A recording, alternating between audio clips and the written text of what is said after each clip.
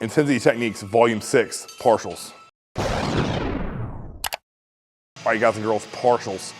I think bodybuilders have been doing this since the start of bodybuilding, but who really got me into this and using it is John Meadows. And he really made me realize the importance of furthering a set. And when we think about going to the end or going to failure, what we want to look and lean into is ways that we can push our pain tolerance. Because when the weight stops moving through a full range of motion, most people just simply sit the weight down and walk away and say, oh, that's all I can do for that set with that weight. And it's not. There's more in the tank. And you know, if you've watched any of the more recent videos of Tom Platz training people, who was an absolute idol of mine when I was a kid coming up in bodybuilding, watch him on the leg curl, watch him on the squat rack, watch him in leg extensions. He's just making people go to positive failure. And what that means is full range to half range to fourth range to moving it or flicking it an inch. And every person gets off that piece and they're absolutely destroyed. And to me, that muscle is milked to the absolute limit. So partials to me have a huge place in bodybuilding. But you can't get sloppy with it. You have to control it. You have to still own the range of motion, even though it is reduced. So, you know, previously, I would say a lot of people who are heavily science-based will say, Chris, like, if you aren't going through a full range of motion, set the weight down, take a 2 to 3 minute rest period and restart a set. And to me, that just seems, for lack of a better word, is ignorance. I feel like we're leaving so much things on the table in terms of growth or potential for growth. And if you follow this channel, you know I'm all about maximum intensity, maximum effort, and taking a set to the brink of end.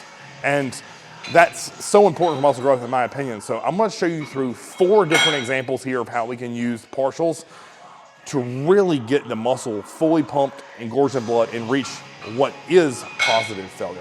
So with hamstring curls, this is a great example, right? If I'm doing lying leg curls or seated leg curls or standing, it doesn't matter. Once I reach full failure with full range of motion, I can typically bang out another 8 to 20, maybe even 30 bottom third partials. Now, if you notice when I did those, I wasn't jerking out of the hole. I was still getting a full stretch and I was coming up as far as I could. Now, this wasn't a true work set, so it's kind of manipulated for the camera, but that's an example. And you can watch, honestly, any of these workouts of me training legs and doing partials the right way if you want to see an authentic set. But to give you an example within this video, look at that. I did some full range of motion and then I showed you the partials. There are 8 of them at the end. That is the tempo, that is the range of motion, that's the form it needs to look, no matter if I have 60 pounds on there or the whole freaking stack. Partials on the hammer strength. So if you look at that, I did a few full range of motion and then right into the bottom half partials. And you've seen me do this on a lot of different chest press machines is, even if I'm gonna turn to the side here. So let's say from here to there is full range of motion. If I start going and let's say I hit 8 and then I get to there, and this is 9, and this is 10, 11, 12, that doesn't matter to me. I'm gonna still go because I'm able to press in a controlled fashion with my pecs. And that's the thing for me when I'm doing partials. Once the load or the weight transfers off of my chest and either my delt or my triceps, I'm gonna put it down. But as long as my chest is still stretching and contracting, I'm gonna still do it. So when I'm doing work sets, especially on a machine that's safe, like a hammer strength, I'm gonna do it all day long. Now on a dumbbell press, I'm probably not gonna do that. I'm not gonna bang a bunch of partials with 150-pound dumbbells. I'm probably gonna give like 1 partial, and if I can't get all the way up, I just literally sit it down or have a training partner spot me for a 4 strep. And the same thing with like an incline barbell. I'm not gonna bang a bunch of partials on that. It's just way too risky for injury, messing my shoulder up, and I'm not about that life. All right, these dumbbell standing partial side laterals or bottom half partials, whatever you wanna call these. Again, another John technique. You notice I have my chin tilted up. I'm just taking them out the bottom third, bottom half range of motion. It's probably more of a third in my opinion. But what this does is it overloads the delts. I'm able to go higher reps, like 20 to 30 repetitions with this, keep my chin up, keep my traps out of it. What I'm able to do here is keep those delts engaged the entire time. I'm able to overload the muscles. I'm able to use heavier dumbbells than say, let's say with these, I've done as many as 50 going here. I would never dream of getting 50 all the way up for 30 reps. For 10, 8, maybe, oh heck yeah. But all the way up for 30, absolutely not. So I'm able to get increased time under tension and I'm able to overload that tissue at the bottom where it's really ties into my brachialis and arms and looks really nasty. So that's one thing that I always like about these bottom half partials. You can really feel them in your side delt. Bicep curls, both the stretch partial and the contracted partial. So, you know, I think most people have done 21s who've done bodybuilding, right? That's all this is.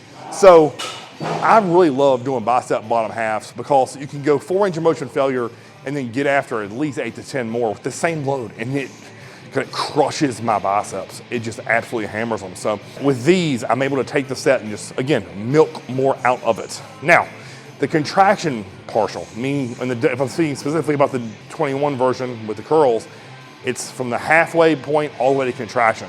These are way harder. And what I mean by that is I would never dream of going complete failure with full range of motion and then doing those top halves. It's not happening. It's too hard. I would have to do these first before, and then it's gonna feel really good. In terms of, if I'm thinking about other top half partials that I've done in the past that work really well, doing this on the leg press, and I've never shown this technique, but I used to do it when I worked up the hill at Gold's, the Cybex squat press. So what you would do is you go full range of motion failure, and then you would rack the safety, and then press from the lockout to the safety. So you're working the top half range of motion of the leg press. It looks so simple, it looks like you're cheating, but I'm telling you, it crushed my quads. And I used to love doing that technique because I wouldn't have to pull any plates. I would just simply go to almost failure, rack it, and then just press off the stopper until I couldn't go anymore. So if you're thinking about contraction partials, I like to do these on a fly machine too. Like you'll see me, like I like to start doing here like 5 contraction, then do 5 full range, and then 5 bottom half, and then sit in the stretch for a 10 count. Crazy. So whatever way you're doing your partials, just make sure the muscle stays engaged. And to me, man, I've even done mid-range partials, especially when I was back in my hard and heavy squat days. So with that, what I mean is, I'm not coming all the way to lockout. I'm not going all the way down to where my hamstring or something on my calves. I'm in that mid-range of motion and just doing partials in the middle, pumping like a piston. And dear God, did it tear my quads up. Like if you do that right, the tension on it is just crazy. So again, I know the science world is starting to come around to partials, specifically lengthened partials, because now there's a bunch of research data showing the effectiveness of it. Listen, I knew this 15 years ago when I met John. I did 1 set on that lying leg curl with partials and I'm like, I gotta be better, I gotta grow, I know it. I can barely walk to the leg press. So in my mind, I knew right there I was sold after 1 set. I don't need a 13-person peer-reviewed study of pencil necks to confirm that. I just don't. I can do it once and know that that was a winner. So if partials are on your mind, it's something you want to start digging into and looking into, please God, post it below, ask me what I've done, and trust me, I've probably tried it or had a client do it. So, you know, it's one of those things, I'm a heavy believer in these. They are in my program every single week, and there's a reason they work and work so well. So if you like this video, guys, like, share, and subscribe. Until next time, do your partials.